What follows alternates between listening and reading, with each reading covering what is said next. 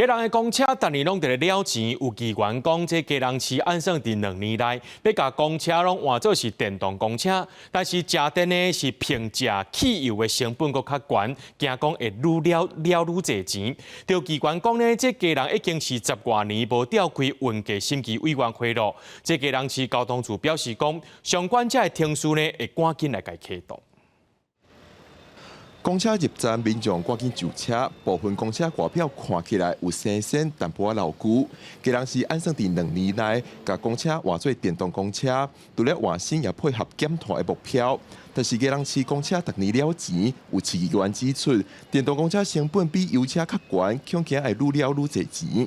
油车的这个公车吼，每公里的这个合理的票价吼是56块，但是即卖的这个电动车的这个票价吼已经变到62块啊，所以这票价差不多差7、8块左右。电动车若是讲内底有各种的这个状况，咱若是讲要甲伊修理的时阵，伊的修理的成本都是即卖车价的一半。也有市议员指出，基隆市已经10多年无开运价审议委员会，地属市政府对公车的成本状况真恶掌握。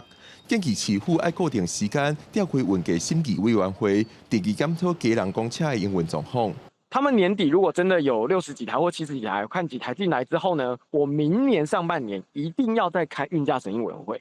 因为我要重新去算我的运价成本现在到底是多少？依照基隆市公车处预算书的评估的话，今年的亏损金额在没有获得额外亏损补贴，我们的亏损总金额应该会破20亿。在未调整票价的前提之下，本府呢将适度的提供核定的运价与现行票价之。 票差的一个补贴，来确保业者可以正常营运。基隆市交通处表示，伫这个月会启动召开运价审议委员会的程序，了解目前基隆市公车的整体状况。目前的计划以未调整票价为前提，拍算意识动补贴的方式，确保基隆公车正常营运。记者温正俊由基隆报道。